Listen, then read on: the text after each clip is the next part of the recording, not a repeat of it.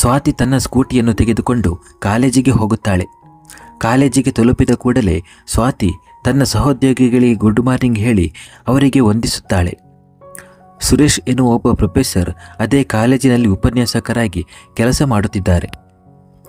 Professor Suresh ಸ್ವಾತಿಯನ್ನು ತನ್ನ ಸ್ನೇಹಿತೆಯನ್ನಾಗಿ ಮಾಡಿಕೊಳ್ಳಲು ಬಯಸಿದರು ಮತ್ತು ಸ್ವಾತಿಯ ದೃಷ್ಟಿಯಲ್ಲಿ ಒಳ್ಳೆಯವನಾಗಿರಲು ತನ್ನೆಲ್ಲ ಪ್ರಯತ್ನವನ್ನು ಮಾಡುತ್ತಿರುತ್ತಾರೆ. ಆದರೆ ಸ್ವಾತಿ ತನ್ನ ಸ್ವಂತ ವ್ಯವಹಾರವನ್ನು ಗಮನದಲ್ಲಿಟ್ಟುಕೊಂಡು ಅಗತ್ಯವಿದ್ದಷ್ಟು ಮಾತ್ರ ಆತನೊಂದಿಗೆ ಮಾತನಾಡುತ್ತಿದ್ದಳು. ಅವಳು ಯಾವಾಗಲೂ ತನ್ನ ಕೆಲಸಕ್ಕೆ ಹೆಚ್ಚಿನ ಪ್ರಾಮುಖ್ಯತೆಯನ್ನು ನೀಡುತ್ತಾಳೆ ಮತ್ತು ಪ್ರೊಫೆಸರ್ ಸುರೇಶ್ರಿಂದ ಆದಷ್ಟು ಅಂತರವನ್ನು ಕಾಯ್ದುಕೊಂಡಿದ್ದಳು. ಇಂದೂ ಸಹ ಎಲ್ಲ ಪ್ರಾಧ್ಯಾಪಕರಿಗೂ ನಮಸ್ಕಾರ ಮಾಡಿ ಮುಂದೆ ಸಾಗಿದಳು ಸ್ವಾತಿ. ಪ್ರೊಫೆಸರ್ ಸುರೇಶ್ರನ್ನು ಮಾತ್ರ ಸ್ವಾತಿ ನೋಡದೆಯೇ ಮುಂದೆ ಸಾಗಿದ್ದಳು. ಇದರಿಂದ ಪ್ರೊಫೆಸರ್ ಸುರೇಶ್ ಸಿಟ್ಟಿಗೆದ್ದು ಸ್ವಾತಿಯನ್ನು ನಿಲ್ಲಿಸಿ ಮಾತನಾಡತೊಡಗಿದರು. ಪ್ರೊಫೆಸರ್ ಶೆಟ್ಟಿ, ಇದೇನಿದು ಸ್ವಾತಿ, ನೀವು ನಿಮ್ಮ ಎಲ್ಲ ಸಹೋದ್ಯೋಗಿಗಳಿಗೆ ಹಾಯ್ ಹೆಲೋ ಹೇಳಿದ್ರಿ, ಆದರೆ ನನ್ನನ್ನು ನೋಡಿದ ಮೇಲೂ ನೀವು ನನ್ನನ್ನು ನಿರ್ಲಕ್ಷಿಸುತ್ತಿದ್ದೀರಿ. ನನ್ನ ತಲೆಯ ಮೇಲೆ ಏನು ಕೊಂಬುಗಳು ಬೆಳೆದಿವೆಯೇ ಎಂದು ಹೇಳಿದರು. ಸ್ವಾತಿ ತನ್ನ ಆಫೀಸ್ ರೂಮ್ ಕಡೆಗೆ ಹೋಗುತ್ತಾ, ಇದು ಒಂದು ನನ್ನ ಕೆಟ್ಟ ಅಭ್ಯಾಸ ಪ್ರೊಫೆಸರ್. ನಾನು ಅವರಿಗೂ ವಂದಿಸುತ್ತೇನೆ, ಯಾಕೆಂದರೆ ಅವರ ಉದ್ದೇಶಗಳು ಸ್ಪಷ್ಟವಾಗಿವೆ. ತಮ್ಮ ಚಾರಿತ್ರ್ಯದ ಮೇಲೆ ಯಾವುದೇ ಕಳಂಕ ಇರುವವರಲ್ಲ. ಬನ್ನಿ, ನನಗೆ ಕೆಲಸವಿದೆ, ನಾನು ಹೊರಡುತ್ತಿದ್ದೇನೆ ಎಂದು ಹೇಳುತ್ತಾ ಸ್ವಾತಿ ಆಫೀಸ್ ರೂಮಿಗೆ ಪ್ರವೇಶಿಸುತ್ತಾಳೆ. ಮತ್ತೊಂದೆಡೆ ಸ್ವಾತಿ ಹೋದ ಕೂಡಲೇ ಪ್ರೊಫೆಸರ್ ಸುರೇಶ್, ನಿನಗೆ ತುಂಬ ಸೊಕ್ಕು ಇದೆಯಲ್ಲ, ನಿನ್ನ ಸೊಕ್ಕನ್ನು ಮುರಿಯದಿದ್ದರೆ ನನ್ನ ಹೆಸರು ಸುರೇಶ್ ಶೆಟ್ಟಿಯೇ ಅಲ್ಲ ಎಂದು ಹೇಳುತ್ತಾ ಪ್ರೊಫೆಸರ್ ಶೆಟ್ಟಿ ಕ್ಲಾಸ್ ರೂಮಿನತ್ತ ಸಾಗುತ್ತಾರೆ. ಮೇಡಮ್, ಈ ಕೆಲವು ಪೇಪರ್ಗಳಿಗೆ ನಿಮ್ಮ ಸಹಿ ಅಗತ್ಯವಿರುವ ಕೆಲವು ದಾಖಲೆಗಳಾಗಿವೆ ಮತ್ತು ಇದು ಪ್ರತಿಯೊಬ್ಬರಿಗೂ ಸಂಬಳವನ್ನು ಕೊಡಲು ಇರುವುದರಿಂದ ಈ ಚೆಕ್ಕನ್ನು ಸಹ ದಯವಿಟ್ಟು ರೆಡಿ ಮಾಡಿ. ಆಮೇಲೆ ನಾನು ಇದನ್ನು ತಗೊಂಡು ಬ್ಯಾಂಕ್ಗೆ ಹೋಗಬೇಕು ಎಂದು ಅಲ್ಲಿದ್ದ ಪಿಯೋನ್ ಸ್ವಾತಿಗೆ ಹೇಳಿದನು. ಇವತ್ತು ನಾನು ಈ ಎಲ್ಲ ಕೆಲಸಗಳನ್ನು ಮುಗಿಸುತ್ತೇನೆ. ನಾಳೆ ಬೆಳಿಗ್ಗೆಯೇ ನೀವು ಬ್ಯಾಂಕ್ಗೆ ಹೋಗಿ ಬನ್ನಿ. ಇದನ್ನೆಲ್ಲ ರೆಡಿ ಮಾಡಲು ನನಗೆ ಸ್ವಲ್ಪ ಟೈಮ್ ಬೇಕಾಗುತ್ತೆ. ಆಗಬಹುದಾ ಗಣೇಶಣ್ಣ ಎಂದು ಹೇಳಿದಾಗ, ಆಯಿತು ಅಕ್ಕ, ಪರವಾಗಿಲ್ಲ ಎಂದು ಪಿಯೋನ್ ಅಲ್ಲಿಂದ ಹೊರಟು ಹೋದನು. ನಂತರ ಸ್ವಾತಿ ತನ್ನ ಕೆಲಸವನ್ನು ಮಾಡಲು ಶುರು ಮಾಡಿದಳು.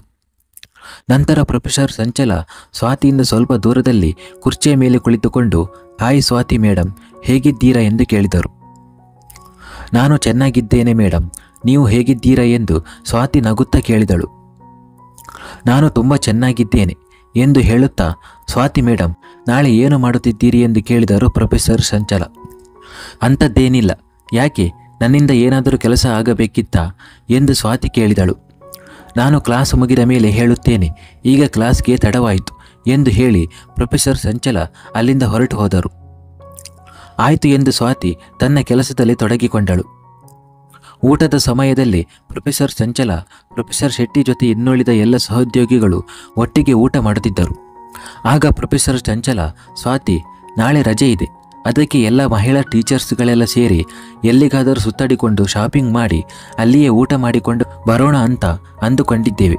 ನೀವು ನಮ್ಮೊಂದಿಗೆ ಬನ್ನಿ, ನಿಮಗೂ ಸ್ವಲ್ಪ ರಿಲ್ಯಾಕ್ಸ್ ಆಗಬಹುದು ಎಂದು ಪ್ರೊಫೆಸರ್ ಸಂಚಲ ಸ್ವಾತಿಗೆ ಹೇಳಿದರು. ನನ್ನ ಬಗ್ಗೆ ಇಷ್ಟೆಲ್ಲ ಯೋಚಿಸಿದ್ದಕ್ಕೆ ತುಂಬ ಥ್ಯಾಂಕ್ಸ್ ಮೇಡಮ್, ಆದರೆ ನಾಳೆ ನಾನು ನಿಮ್ಮ ಜೊತೆ ಬರಲು ಸಾಧ್ಯವಿಲ್ಲ. ನಾಳೆ ಇಡೀ ದಿನ ನನ್ನ ಮಕ್ಕಳೊಂದಿಗೆ ಕಳೆಯುತ್ತೇನೆ ಮತ್ತು ಅವರನ್ನು ಹೊರಗಡೆ ಕರೆದುಕೊಂಡು ಹೋಗಬೇಕು ಎಂದಳು ಸ್ವಾತಿ.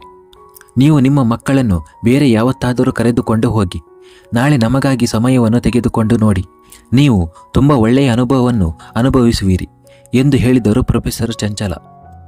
ಸ್ವಾತಿ ತನ್ನ ತುಟಿಗಳಲ್ಲಿ ನಗುವನ್ನು ಬೀರುತ್ತಾ, ಮೇಡಮ್, ನಾನು ನನಗಾಗಿ ಸಮಯ ತೆಗೆದುಕೊಳ್ಳುತ್ತಿಲ್ಲ ಎಂದು ನಿಮಗೆ ಏಕೆ ಅನಿಸಿತು? ನಾನು ಮತ್ತು ನನ್ನ ಕುಟುಂಬ ನಾಳೆ ತಿರುಗಾಡಲು ಹೋಗುತ್ತಿದ್ದೇವೆ. ಏಕಾಂಗಿಯಾಗಿ ತಿರುಗಾಡುವುದು ನಮ್ಮ ಕುಟುಂಬದೊಂದಿಗೆ ಸಮಯ ಕಳೆದಷ್ಟು ಚೆನ್ನಾಗಿರುವುದಿಲ್ಲ. ಒಮ್ಮೆ ನಿಮ್ಮ ಕುಟುಂಬದೊಂದಿಗೆ ಸಮಯ ಕಳೆಯಲು ಪ್ರಯತ್ನಿಸಿ. ನಮ್ಮ ಪ್ರೀತಿ ಪಾತ್ರರೊಂದಿಗೆ ಕಾಲವನ್ನು ಕಳೆದರೆ ತುಂಬ ಸಂತೋಷ ಸಿಗುತ್ತದೆ ಎಂದು ಹೇಳುತ್ತಾ, ಸರಿ, ನಾನು ಹೊರಡುತ್ತಿದ್ದೇನೆ, ನನಗೆ ಸ್ವಲ್ಪ ಕೆಲಸವಿದೆ, ನಮಸ್ತೆ ಎಂದು ಎಲ್ಲರಿಗೂ ಹೇಳಿ ಸ್ವಾತಿ ನಗುತ್ತಾ ಅಲ್ಲಿಂದ ಹೊರಟಳು. ಸ್ವಾತಿ ಹೋದ ನಂತರ ಪ್ರೊಫೆಸರ್ ಚಂಚಲ, ನನಗೆ ಏನೂ ಅರ್ಥವಾಗುತ್ತಿಲ್ಲ, ಇವರು ತನ್ನನ್ನು ತಾನು ಏನೆಂದುಕೊಂಡಿದ್ದಾಳೆ? ನಾನು ಕರುಣೆಯಿಂದ ನಮ್ಮ ಗುಂಪಿಗೆ ಸೇರಿಸಿಕೊಳ್ಳಲು ಬಯಸಿದ್ದೆ, ಆದರೆ ಅವರ ಧೋರಣೆಯೇ ಬೇರೆ ಎಂದು ಹೇಳುತ್ತಾ ಪ್ರೊಫೆಸರ್ ಚಂಚಲ ಅಲ್ಲಿಂದ ಹೊರಟರು. ಸಂಜೆ ಸ್ವಾತಿ ಮನೆಗೆ ಹೋದ ಮೇಲೆ ಅಮ್ಮ ಬಂದ್ರು ಎಂದು ಮಕ್ಕಳಿಬ್ಬರು ಖುಷಿಯಿಂದ ಓಡಿ ಬಂದು ಸ್ವಾತಿಯನ್ನು ತಬ್ಬಿಕೊಂಡರು.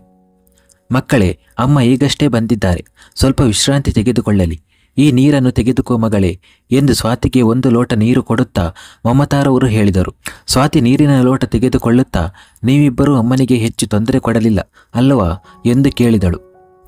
ಸ್ವದಾ ಮತ್ತು ಸಮರ್ಪಣ ಒಟ್ಟಿಗೆ, ಇಲ್ಲ ಅಮ್ಮ, ನಾವು ಅಜ್ಜಿಗೆ ಸ್ವಲ್ಪ ಕೂಡ ತೊಂದರೆ ಕೊಡಲಿಲ್ಲ ಎಂದು ಕೂಗಿ ಹೇಳಿದರು. ಸರಿ, ಹಾಗಿದ್ದರೆ ನೀವಿಬ್ಬರು ಹೋಮ್ವರ್ಕ್ ಮಾಡ್ತಾ ಇರಿ, ನಾನು ಸ್ವಲ್ಪ ಹೊತ್ತಿನಲ್ಲಿಯೇ ನಿಮ್ಮ ಹತ್ತಿರ ಬರುತ್ತೇನೆ ಎಂದು ಹೇಳಿದಳು ಸ್ವಾತಿ. ಸರಿ ಅಮ್ಮ ಎಂದು ಹೇಳುತ್ತಾ ಮಕ್ಕಳಿಬ್ಬರು ಓದಲು ಕುಳಿತರು. ಮಗಳೇ, ಚಹಾ ಎಂದು ಹೇಳುತ್ತಾ, ಕನಿಷ್ಠ ನಿನ್ನ ಚಹಾವನ್ನಾದರೂ ಆರಾಮವಾಗಿ ಕುಡಿ, ನಂತರ ಮಕ್ಕಳ ಬಳಿ ಕುಳಿತುಕೋ ಎಂದು ಅವಳ ತಾಯಿ ಹೇಳಿದರು. ಆಯಿತು ಅಮ್ಮ, ಟೀ ಕುಡಿದ ಮೇಲೆಯೇ ಪಾಠ ಮಾಡಲು ಕೂರುತ್ತೇನೆ ಎಂದಳು ಸ್ವಾತಿ. ನೀನು ಆ ವಿಷಯದ ಬಗ್ಗೆ ಏನು ಯೋಚನೆ ಮಾಡಿದೆ ಎಂದು ಸ್ವಾತಿಯ ತಾಯಿ ಕೇಳಿದರು. ಯಾವುದರ ಬಗ್ಗೆ ಎಂದು ಸ್ವಾತಿ ಹೇಳಿದಳು. ನಿನ್ನ ಒಬ್ಬನೇ ತಮ್ಮನ ಮದುವೆಗೆ ಹೋಗುವ ಸಲುವಾಗಿ. ಮತ್ತೇನು ಎಂದು ಸ್ವಾತಿಯ ತಾಯಿ ಹೇಳಿದರು. ಅಮ್ಮ, ನಿನಗೂ ಚೆನ್ನಾಗಿ ಗೊತ್ತು, ನಾನು ಆ ಮದುವೆಗೆ ಹೋಗುವುದಿಲ್ಲ, ನಾನು ಅಲ್ಲಿಗೆ ಬರುವುದನ್ನು ಯಾರೂ ಇಷ್ಟಪಡುವುದಿಲ್ಲ ಎಂದು ಸ್ವಾತಿ ಹೇಳಿದಳು. ಯಾರಾದರೂ ಇಷ್ಟಪಡಲಿ ಅಥವಾ ಬಿಡಲಿ, ನೀನು ಹೋದರೆ ಅಕ್ಕ ಮತ್ತು ಭಾವನವರು ಖಂಡಿತವಾಗಿಯೂ ಇಷ್ಟಪಡುತ್ತಾರೆ ಎಂದು ಸ್ವಾತಿಯ ತಾಯಿ ಹೇಳಿದರು. ನೋಡೋಣ, ನನಗೆ ರಜೆ ಸಿಕ್ಕರೆ ನಾನು ನಿಮ್ಮೊಂದಿಗೆ ಬರುತ್ತೇನೆ ಎಂದು ಸ್ವಾತಿ ಹೇಳಿದಳು. ಮುಂದಿನ ವಾರವೇ ಹೋಗಬೇಕು, ನೀನು ಈಗಲೇ ರಜೆಯ ಅರ್ಜಿ ಸಲ್ಲಿಸು ಎಂದು ಸ್ವಾತಿಯ ತಾಯಿ ಹೇಳಿದರು. ಸ್ವಾತಿ ಇದನ್ನು ನಿರ್ಲಕ್ಷಿಸಿ ಮಕ್ಕಳ ಬಳಿ ಕುಳಿತು ಅವರ ದಿನಚರಿ ಬಗ್ಗೆ ಮಾತನಾಡಲು ಪ್ರಾರಂಭಿಸುತ್ತಾಳೆ. ಅಮ್ಮನು ಹಠ ಹಿಡಿದು ಕುಳಿತಿದ್ದಾಳೆ. ಅಲ್ಲಿಗೆ ಹೋಗಲು ನನಗೆ ಸ್ವಲ್ಪವೂ ಮನಸ್ಸಿಲ್ಲ, ಆದರೆ ಅಮ್ಮ ಈ ಸಲ ನನ್ನ ಮಾತು ಕೇಳುವುದಿಲ್ಲ. ಸ್ವಾತಿ ತನ್ನ ರೂಮಿನಲ್ಲಿ ಮಲಗಿಕೊಂಡು ಯೋಚಿಸುತ್ತಿದ್ದಳು. ಮಕ್ಕಳು ಮಲಗಿದ್ದಾರಾ ಎಂದು ಸ್ವಾತಿಯ ತಾಯಿ ತನ್ನ ಕೋಣೆಗೆ ಬರುತ್ತಾ ಕೇಳಿದರು. ಹಾ, ಹೀಗಷ್ಟೇ ಮಲಗಿದರು ಎಂದು ಸ್ವಾತಿ ಹೇಳಿದಳು. ಹಾಗಾದರೆ ನೀನು ಏನು ಯೋಚಿಸುತ್ತಿದ್ದೀಯಾ ಎಂದು ಸ್ವಾತಿಯ ತಾಯಿ ಮತ್ತೆ ಕೇಳಿದರು. ಯಾವುದರ ಬಗ್ಗೆ ಎಂದು ಸ್ವಾತಿ ತಿಳಿಯದವಳಂತೆ ಕೇಳುತ್ತಾಳೆ. ಸ್ವಾತಿ, ನಾನು ಏನು ಹೇಳುತ್ತಿದ್ದೇನೆಂದು ನಿನಗೂ ಗೊತ್ತು ಎಂದು ಸ್ವಾತಿಯ ತಾಯಿ ಹೇಳಿದರು. ಅಮ್ಮ, ನನಗೆ ಅಲ್ಲಿಗೆ ಹೋಗಲು ಸ್ವಲ್ಪ ಕೂಡ ಮನಸ್ಸಿಲ್ಲ, ಆದರೆ ನಾನು ನಿನಗಾಗಿ ಮತ್ತು ಚಿಕ್ಕಮ್ಮ ಮತ್ತು ಚಿಕ್ಕಪ್ಪನಿಗೋಸ್ಕರ ಹೋಗುತ್ತೇನೆ.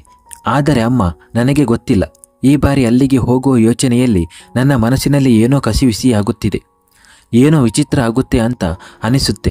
ಅಂದ ಮೇಲೆ ಚಿಕ್ಕಮ್ಮ ಚಿಕ್ಕಪ್ಪನ ಮನಸ್ಸಿಗೆ ಬಂದದ್ದು ಎಂಗೇಜ್ಮೆಂಟ್ ಮತ್ತು ಮದುವೆ ಒಟ್ಟಿಗೆ ಮಾಡೋದು ಎಂದು. ಅದು ಸರಿ, ಆದರೆ ಇದಕ್ಕೆಲ್ಲ 5 ದಿನ ಕಳೆಯೋದು ಯಾರು?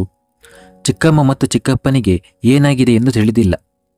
ಇಂದಿನ ದಿನಗಳಲ್ಲಿ ಎಲ್ಲರಿಗೂ ಅಷ್ಟೊಂದು ಸಮಯ ಎಲ್ಲಿದೆ ಎಂದು ಸ್ವಾತಿ ಹೇಳಿದಳು. ನೀನು ಹೇಳಿದ್ದು ಸರಿ, ಇಂದಿನ ದಿನಗಳಲ್ಲಿ ಯಾರಿಗೂ ತಮ್ಮ ಪ್ರೀತಿ ಪಾತ್ರರನ್ನು ಭೇಟಿಯಾಗಲು ಸಮಯವಿರುವುದಿಲ್ಲ. ಎಲ್ಲರೂ ಚಲಿಸುವ ಯಂತ್ರವಾಗಿದ್ದಾರೆ. ಯಾರಾದರೂ ತಮ್ಮ ಪ್ರೀತಿ ಪಾತ್ರರನ್ನು ಭೇಟಿ ಮಾಡಲು ಅಥವಾ ಮಾತನಾಡಲು ಬಯಸಿದರೆ ಇಂದಿನ ದಿನಗಳಲ್ಲಿ ಎಲ್ಲರೂ ಮೊಬೈಲ್ನಲ್ಲಿ ಮಾತನಾಡುತ್ತಾರೆ ಮತ್ತು ವಿಡಿಯೋ ಕಾಲ್ ಮಾಡುತ್ತಾರೆ. ಆದರೆ ಒಬ್ಬರನ್ನೊಬ್ಬರು ಭೇಟಿಯಾಗಲು ಯಾರಿಗೂ ಸಮಯವಿರುವುದಿಲ್ಲ. ಹಾಗಾಗಿಯೇ 5 ದಿನಗಳ ಕಾಲ ಮದುವೆ ಹಾಗೂ ನಿಶ್ಚಿತಾರ್ಥದ ವಿಧಿವಿಧಾನಗಳು ನಡೆಯಲಿವೆ ಎಂದು ಹಿರಿಯರು ಕೂಲಂಕುಷವಾಗಿ ಚಿಂತಿಸಿ ಈ ನಿರ್ಧಾರ ಕೈಗೊಂಡಿದ್ದೇವೆ. ಅರ್ಥವಾಯಿತಾ ಎಂದು ಹೇಳಿದರು. ನೀನು ಬರುತ್ತೀಯ ಎಂದು ನನಗೆ ತುಂಬ ಸಂತೋಷವಾಗಿದೆ ಎಂದು ಸ್ವಾತಿಯ ತಾಯಿ ಹೇಳಿದರು. ನೀನು ಖುಷಿಯಾಗಿದ್ದೀಯಾ, ಆದರೆ ನಾನು ಅಲ್ಲಿಗೆ ಹೋದರೆ ಚಿಕ್ಕಮ್ಮನ ಅತ್ತೆಗೆ ಇಷ್ಟವಾಗದೇ ಇರಬಹುದು ಎಂದು ಸ್ವಾತಿ ಮನಸ್ಸಿನಲ್ಲಿ ಯೋಚಿಸತೊಡಗಿದಳು. ಸರಿ, ಈಗ ನೀವು ಹೋಗಿ ಮಲಗಿ, ನಾಳೆ ನಾನು ರಜೆಯ ಬಗ್ಗೆ ಮಾತನಾಡುತ್ತೇನೆ. ಸರಿಯಾ ಎಂದಳು ಸ್ವಾತಿ. ಸರಿ ಎಂದರು ಸ್ವಾತಿಯ ತಾಯಿ. ಮರುದಿನ ಬೆಳಿಗ್ಗೆ ಪ್ರಾಂಶುಪಾಲರ ಕೊಠಡಿಯಲ್ಲಿ, ಮೇಡಮ್, ನನಗೆ 1 ವಾರದ ರಜೆ ಬೇಕು, ಇದು ನನ್ನ ರಜೆಯ ಅರ್ಜಿ ಎಂದು ಅರ್ಜಿಯನ್ನು ಸ್ವಾತಿ ಮೇಡಮ್ಗೆ ಕೊಟ್ಟಳು. ನಿಮಗೆ 1 ವಾರ ರಜೆ ಏಕೆ ಬೇಕು ಎಂದು ಪ್ರಿನ್ಸಿಪಾಲ್ ಕೇಳಿದರು. ವೈಯಕ್ತಿಕ ಕಾರಣಗಳಿಂದ ರಜೆ ಬೇಕಾಗಿದೆ ಎಂದಳು ಸ್ವಾತಿ. ಸರಿ ಸ್ವಾತಿ, ನಿಮಗೆ ರಜೆ ಕೊಡುತ್ತಿದ್ದೇನೆ, ಆದರೆ ಇದು ಕೇವಲ 1 ವಾರದವರೆಗೆ ಮಾತ್ರ ಎಂದರು ಪ್ರಿನ್ಸಿಪಾಲ್ ಮೇಡಮ್. ಧನ್ಯವಾದಗಳು ಮೇಡಮ್ ಎಂದು ಸ್ವಾತಿ ಹೇಳಿದಾಗ ಪ್ರಿನ್ಸಿಪಾಲ್ ರೂಮಿನಿಂದ ಹೊರಬಂದರು. 1 ವಾರದ ನಂತರ, ಸಮರ್ಪಣ, ಬೇಗ ನಡಿ ಮಗನೇ, ನಾವು ಸ್ಟೇಷನ್ ತಲುಪುವುದು ತಡವಾಗುತ್ತದೆ ಎಂದಾಗ ಬಂದೆ ಮಮ್ಮಿ ಎಂದನು ಸಮರ್ಪಣ. ಸ್ವಾತಿ ತನ್ನ 2 ಮಕ್ಕಳು ಮತ್ತು ತಾಯಿಯೊಂದಿಗೆ ರೈಲಿನ ಕಾಯ್ದಿರಿಸಿದ ಸೀಟಿನಲ್ಲಿ ಕುಳಿತಳು. ಸ್ವಾತಿ ಏನೋ ಹೋಗುತ್ತಿದ್ದಳು, ಆದರೆ ಅವಳ ಮನಸ್ಸಿನಲ್ಲಿ ವಿಚಿತ್ರವಾದ ಆತಂಕವಿತ್ತು. ಮಗಳೇ, ನೀನು ಹುಷಾರಾಗಿದ್ದೀಯಲ್ವಾ ಎಂದು ಸ್ವಾತಿಯ ತಾಯಿ ಕೇಳಿದರು. ಹೌದು ಅಮ್ಮ, ನಾನು ಚೆನ್ನಾಗಿದ್ದೇನೆ ಎಂದು ಸ್ವಾತಿ ಹೇಳಿದಳು. ಹಾಗಿದ್ದರೆ ಯಾಕೆ ಗಾಬರಿಯಾಗಿರುವ ಹಾಗೆ ಕಾಣುತ್ತಿದ್ದೀಯಾ ಎಂದು ಅವಳ ತಾಯಿ ಹೇಳಿದರು. ಸ್ವಾತಿ ಏನೂ ಹೇಳದೆ ಕಿಟಕಿಯ ಕಡೆ ನೋಡತೊಡಗಿದಳು. ದಿನವಿಡೀ ಪ್ರಯಾಣಿಸಿದ ನಂತರ ರಾತ್ರಿ ರೈಲು ತಾವು ಇಳಿಯಬೇಕಾದ ಸ್ಟೇಷನ್ಗೆ ಬಂದು ನಿಂತಿತು. ಸ್ವಾತಿ ಮಕ್ಕಳು ಮತ್ತು ಅವಳ ತಾಯಿಯನ್ನು ಕರೆದುಕೊಂಡು ಹೋಗಲು ಪ್ರಭಾ ಚಿಕ್ಕಮ್ಮ ತನ್ನ ಪತಿ ಹಾಗೂ ಮಗನ ಜೊತೆ ರೈಲ್ವೆ ಸ್ಟೇಷನ್ಗೆ ಬಂದಿದ್ದರು. ಸ್ವಾತಿಯ ಚಿಕ್ಕಮ್ಮ ತನ್ನ ತಂಗಿಯ ಬಳಿ ಬಂದು ಅವರನ್ನು ತಬ್ಬಿಕೊಳ್ಳುತ್ತಾರೆ. ಮಮತಾ ಹೇಗಿದ್ದೀಯಾ ಎಂದು ಪ್ರಭಾರವರು ಕೇಳಿದರು. ನಾನು ಚೆನ್ನಾಗಿದ್ದೇನೆ ಅಕ್ಕ, ನೀನು ಹೇಗಿದ್ದೀಯಾ ಮತ್ತು ಎಲ್ಲರೂ ಹೇಗಿದ್ದಾರೆ ಎಂದು ಮಮತಾರವರು ಕೇಳಿದರು. ನಾನು ಕೂಡ ಚೆನ್ನಾಗಿದ್ದೇನೆ, ಹಾಗೆ ಮನೆಯಲ್ಲಿ ಎಲ್ಲರೂ ಚೆನ್ನಾಗಿದ್ದಾರೆ ಎಂದು ಹೇಳಿದರು. ಮಗಳೇ ಸ್ವಾತಿ, ನೀನು ಹೇಗಿದ್ದೀಯಾ? ನನ್ನ ಗೋಳು ಮತ್ತು ಮೋಳು, ನೀವಿಬ್ಬರು ಇಷ್ಟುದ್ದ ಬೆಳೆದಿದ್ದೀರಿ. ನೀನು ಬಂದಿದ್ದು ತುಂಬ ಖುಷಿಯಾಯಿತು. ಒಂದು ವೇಳೆ ನೀನು ಬರದೇ ಇದ್ದಿದ್ದರೆ ನಾನು ನಿನ್ನೊಂದಿಗೆ ಯಾವತ್ತೂ ಮಾತನಾಡುತ್ತಿರಲಿಲ್ಲ. ನನ್ನನ್ನು ಬಿಡು, ನಿನ್ನ ತಮ್ಮನಿಗೂ ಸಹ ನಿನ್ನ ಮೇಲೆ ಕೋಪ ಬರುತ್ತಿತ್ತು ಅಲ್ವಾ ರವಿ? ಹೌದು ಅಮ್ಮ, ನನಗೆ ಅಕ್ಕನ ಮೇಲೆ ಕೋಪ ಬರುತ್ತಿತ್ತು ಮತ್ತು ಅವಳೊಂದಿಗೆ ಮಾತನಾಡುತ್ತಿರಲಿಲ್ಲ ಎಂದು ರವಿ ಹೇಳಿದನು.